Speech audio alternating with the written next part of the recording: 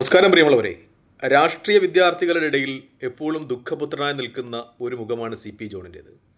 C P John വളരെയേറെ കഴിവും കാര്യക്ഷമതയുമുള്ള ഒരു നേതാവാണ്. അദ്ദേഹത്തിൻ്റെ ചർച്ചകൾ, പ്രത്യേകിച്ചും അദ്ദേഹത്തിന് എക്കണോമിക്സിലും രാഷ്ട്രീയത്തിലുമൊക്കെയുള്ള വലിയ അറിവ് കാണുമ്പോൾ അദ്ദേഹം എവിടെയൊക്കെ എത്താനുള്ള ആളായിരുന്നു എന്ന് വ്യക്തമാണ്. പ്രത്യേകിച്ചും 1978 എസ് എഫ് ഐയുടെ ഏറ്റവും പ്രായം കുറഞ്ഞ പ്രസിഡന്റായി അദ്ദേഹം തിരഞ്ഞെടുക്കപ്പെട്ടതിന് ശേഷം എസ് എഫ് ഐയുടെ ഏറ്റവും പ്രായം കുറഞ്ഞ പ്രസിഡന്റ് എന്നുള്ള അദ്ദേഹത്തിൻ്റെ റെക്കോർഡ് ആരെങ്കിലും തകർത്തതായി അറിവില്ല. കാരണം അത്രത്തോളം ചെറുപ്രായത്തിൽ എസ് എഫ് ഐയുടെ സംസ്ഥാന പ്രസിഡന്റ് ആളാണ്. 1986 എം വി രാഘവനോടൊപ്പം സി പി എം വിട്ട് സി എം ബി എന്ന പ്രസ്ഥാനം ഉണ്ടാക്കിയ അന്നു മുതൽ അദ്ദേഹം എം വി രാഘവൻ എന്ന് പറയുന്ന തൻ്റെ രാഷ്ട്രീയ ഗുരുവിനോട് വല്ലാത്തൊരു ആത്മാർത്ഥത പുലർത്തിയിരുന്നു എന്നതാണ് യാഥാർത്ഥ്യം. അതുകൊണ്ടായിരിക്കാം ഒരുപക്ഷെ അദ്ദേഹത്തിൻ്റെ രാഷ്ട്രീയ ലക്ഷ്യങ്ങളൊന്നും നടക്കാതെ പോയത് എന്നതും പകൽ പോലെ വ്യക്തമാണ്. അദ്ദേഹം എപ്പോഴും എം വി രാഘവനോടൊപ്പമായിരുന്നു. ഒരിക്കൽ പോലും എം വി രാഘവനെ തള്ളി പറഞ്ഞിട്ടില്ല. എം വി രാഘവൻ്റെ മരണശേഷം 1986 C M B M V Raghavan രൂപവത്കരിച്ചു. 1994 അദ്ദേഹത്തിൻ്റെ മരണശേഷം സി എം ബിയുടെ ഒരു വിഭാഗം സി പി എമ്മിലേക്ക് മടങ്ങിപ്പോയി. അദ്ദേഹത്തിൻ്റെ സ്വന്തം പുത്രൻ നികേഷ് കുമാർ വരെ സി പി എമ്മിനോടൊപ്പം ചേർന്ന് അഴീക്കോട് നിന്ന് രാഷ്ട്രീയ ലക്ഷ്യം നേടി മത്സരിക്കുന്ന ഒരു സാഹചര്യമുണ്ട്. പക്ഷേ അദ്ദേഹം ഒരിക്കലും തൻ്റെ രാഷ്ട്രീയ ഗുരുവിനോട് മോശമായി പെരുമാറിയ സി പി എമ്മിനോട് ഒരു രാഷ്ട്രീയ അനുരഞ്ജനത്തിന് തയ്യാറായില്ല. അങ്ങനെ കിട്ടുന്ന തൻ്റെ രാഷ്ട്രീയ അധികാരങ്ങൾ വേണ്ട എന്ന് വെച്ച ഒരു ആത്മാർത്ഥ രാഷ്ട്രീയ പ്രവർത്തകനാണ് സി പി ജോൺ എന്ന കാര്യത്തിൽ സംശയമില്ല. അദ്ദേഹത്തിൻ്റെ ആദർശത്തിൽ, ആത്മാർത്ഥതയിൽ അടിയുറച്ചു നിൽക്കുന്നു എന്നാണ് ഏറ്റവും പരമപ്രധാനമായ യാഥാർത്ഥ്യം. ഒരുപക്ഷെ സി പി എമ്മിലെ ഏതൊരു നേതാവിനേക്കാളും ഇന്ന് രാജേഷോ അതുപോലെ ബാലഗോപാലോ അതിനേക്കാളൊക്കെ ഏറെ മന്ത്രിയായൊക്കെ പ്രാഗൽഭ്യം തെളിയിക്കേണ്ട ഒരാളായിരുന്നു അദ്ദേഹം. ഒരുപക്ഷെ എം എ ബേബിയെ പോലെയൊക്കെ അഖിലേന്ത്യാ പ്രസിഡന്റ് ആകേണ്ട ഒരാളായിരുന്നു സി പി ജോൺ. പക്ഷേ അദ്ദേഹം ഇപ്പോൾ രാഷ്ട്രീയത്തിൽ ഒരിക്കൽ പോലും പാർലമെൻ്ററി അംഗം പോലും ആകാതെ, ഒരു പഞ്ചായത്ത് മെമ്പർ പോലും ആകാതെ നിൽക്കുന്നു എന്നത് രാഷ്ട്രീയത്തെ ഇഷ്ടപ്പെടുന്ന ആളുകൾക്ക് വിഷമിപ്പിക്കുന്ന ഒരു സംഗതി തന്നെയാണ് എന്ന കാര്യത്തിൽ സംശയമില്ല. അദ്ദേഹത്തെ പാർലമെൻ്ററി രാഷ്ട്രീയത്തിൽ ഏതെങ്കിലും ഉറച്ച സീറ്റിൽ നിർത്തി മത്സരിപ്പിക്കണം എന്ന ഒരു നിർദ്ദേശം പ്രത്യേകിച്ചും കോൺഗ്രസിൻ്റെ, യു ഡി എഫിൻ്റെ, മുസ്ലിം ലീഗിൻ്റെ ഒക്കെ അണികളിൽ നിന്നുണ്ടാകുന്നു എന്നത് ഈ അവസരത്തിൽ വളരെ ആശാവഹമാണ്. കാരണം യു ഡി എഫിൻ്റെയും മുസ്ലിം ലീഗിൻ്റെയും ഒക്കെ സൈബർ ഇടങ്ങൾ സി പി ജോണിനെ, ജോണേട്ടൻ എന്നവർ വിളിക്കുന്ന സി പി ജോണിനെ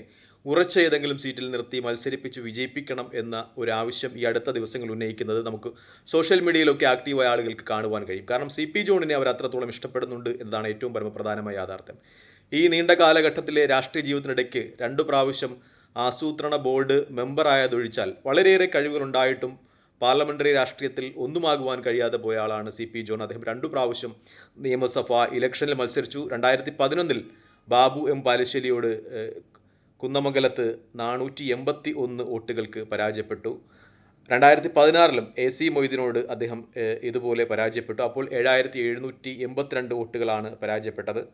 ഒരിക്കൽ കൂടി കുന്നംകുളത്ത് അദ്ദേഹത്തെ പരീക്ഷിക്കുവാൻ കോൺഗ്രസ് തയ്യാറായേക്കാം എന്നുള്ള രാഷ്ട്രീയ നിരീക്ഷണങ്ങൾ വരികയാണ്. നമ്മൾ 2024 ലോക്സഭയിൽ, ഇത് ആലത്തൂർ ലോക്സഭാ മണ്ഡലത്തിന് കീഴിൽ വരുന്നതാണ് ഈ കുന്നംകുളം നിയമസഭാ മണ്ഡലം. കുന്നംകുളത്ത് നിന്നാണ് C P John 2011 Babu M പാലശ്ശേരിയോട് വെറും 481 വോട്ടുകൾക്ക് പരാജയപ്പെട്ടത്. 2016 എ സി ജോണിനോട് 7782 വോട്ടുകൾക്ക് പരാജയപ്പെട്ടു. പക്ഷേ ഇപ്പോൾ കുന്നംകുളത്തിൻ്റെ ഒരു അവസ്ഥ നോക്കുകയാണെങ്കിൽ എ സി മൊയ്തീൻ അവിടെ 26,631 വോട്ടുകൾക്കാണ് വിജയിച്ചത്. കുന്നംകുളത്ത് ലോക്സഭാ മണ്ഡലത്തിൻ്റെ ഒരു സ്ഥിതി നോക്കുകയാണ്. ലോക്സഭയിലേക്ക്, അത് ആലത്തൂർ ലോക്സഭാ മണ്ഡലത്തിന് കീഴിൽ വരുന്ന നിയമസഭാ മണ്ഡലമാണ്. അവിടുത്തെ ഒരു റിസൾട്ട് നോക്കുകയാണെങ്കിലും അവിടെ രാധാകൃഷ്ണൻ, അന്ന് സി പി എം സ്ഥാനാർത്ഥിയെ മത്സരിച്ച രാധാകൃഷ്ണൻ രമ്യ ഹരിദാസിനേക്കാൾ ലീഡ് ചെയ്യുന്ന ഒരവസ്ഥയാണ് ഉണ്ടായത്. അതുകൊണ്ട് ഇനി സി പി ജോണിനെ അദ്ദേഹം 2 തവണ മത്സരിച്ച് പരാജയപ്പെട്ട കുന്നംകുളം നിയമസഭാ മണ്ഡലത്തിൽ പരിഗണിക്കുമോ എന്ന സംശയം ഉയരുകയാണ്. ഒരുപക്ഷെ അദ്ദേഹത്തെ കൂടുതൽ സുരക്ഷിതമായ തിരുവനന്തപുരം ജില്ലയിലെ തിരുവനന്തപുരം ലോക്സഭാ മണ്ഡലത്തേക്ക് മാറ്റിയേക്കാം എന്ന രീതിയിൽ അദ്ദേഹത്തിന് കോൺഗ്രസ് അദ്ദേഹത്തോട് രാഷ്ട്രീയപരമായി നന്ദി കാണിച്ചേക്കാം. കാരണം പ്രതിസന്ധി കാലങ്ങളിലൊക്കെ ഒപ്പം നിന്ന, നമുക്കറിയാം യു ഡി എഫിലുണ്ടായിരുന്ന ഒരുപാട് രാഷ്ട്രീയ നേതാക്കന്മാർ അവസരവാദം മുതലെടുത്ത് മുന്നണി ഒന്ന് ക്ഷയിച്ച സമയത്ത് മറുകണ്ഠം ചാടിയിട്ടുണ്ട്. പക്ഷേ അവസരവാദ രാഷ്ട്രീയത്തിൻ്റെ വക്താവാകാതെ ആദർശത്തിലും ആത്മാർത്ഥതയിലും അടിയുറച്ചു നിന്ന സി പി ജോണിന് ഉചിതമായൊരു സീറ്റ് നൽകും എന്ന പ്രതീക്ഷയിൽ തന്നെയാണ് യു ഡി എഫിൻ്റെ ഒക്കെ പ്രവർത്തകരും സൈബർ ഇടങ്ങളുമൊക്കെ. അദ്ദേഹത്തിന് ഒരു പക്ഷേ തിരുവനന്തപുരം ജില്ലയിലെ തിരുവനന്തപുരം സീറ്റായിരിക്കും നൽകുക എന്ന രീതിയിലുള്ള വിശകലനങ്ങൾ വരികയാണ്. അവിടെ കഴിഞ്ഞ ഇലക്ഷനിൽ മുൻ മന്ത്രി വി എസ് ശിവകുമാർ 7000-ൽ പരം വോട്ടുകൾക്ക് ആന്റണി രാജു എന്ന മുൻ മന്ത്രിയോട് പരാജയപ്പെട്ടുവെങ്കിലും ലോക്സഭാ ഇലക്ഷനിൽ അവിടെ യു ഡി എഫിന് കോൺഗ്രസിൻ്റെ സ്ഥാനാർത്ഥി ശശി തരൂർ അവിടെ ബി ജെ പി സ്ഥാനാർത്ഥിയെക്കാലം ലീഡ് ചെയ്തൊരു മണ്ഡലമാണ്. മാത്രമല്ല എൻ്റെ ഒരു വിശ്വാസം ശരിയാണെങ്കിൽ CP ജോൺ ലാത്തിൻ കത്തോലിക് വിഭാഗത്തിൽപ്പെട്ട ഒരാളാണ്. ആ വിഭാഗത്തിന് വലിയ രാഷ്ട്രീയ അടിത്തറ വോട്ടുകളുള്ള മണ്ഡലമാണ് തിരുവനന്തപുരം മണ്ഡലം. അദ്ദേഹം അവിടെ മത്സരിച്ചാൽ വിജയിക്കും എന്ന വിലയിരുത്തൽ UDF നടത്തുന്നുണ്ട്. തങ്ങളോട് ഇത്ര നാളും ആത്മാർത്ഥമായ സ്നേഹവും സത്യസന്ധതയും പുലർത്തിയ CP ജോണിനോട് ഉചിതമായ രീതിയിൽ നന്ദി പ്രകടിപ്പിക്കുവാൻ ഈ UDF നേതൃത്വവും കോൺഗ്രസ് നേതൃത്വവും തയ്യാറാകുമെന്ന പ്രതീക്ഷയിലാണ് സൈബറിൻ്റെ അടുത്തുള്ള കോൺഗ്രസ് പ്രവർത്തകർ. തൽക്കാലം ഈ വീഡിയോ ഇവിടെ വാങ്ങുന്നു. മറ്റു വീഡിയോയുമായി കാണുന്നവരെ നന്ദി, നമസ്കാരം, ജയ് ഹിന്ദ്. വീഡിയോ ഇഷ്ടപ്പെടുന്നുണ്ട് ലൈക്ക് ചെയ്യുക, ഷെയർ ചെയ്യുക, കമൻറ്റ് ചെയ്യുക. മറ്റു വീഡിയോയുമായി കാണുന്നവരെ ജയ് ഹിന്ദ്.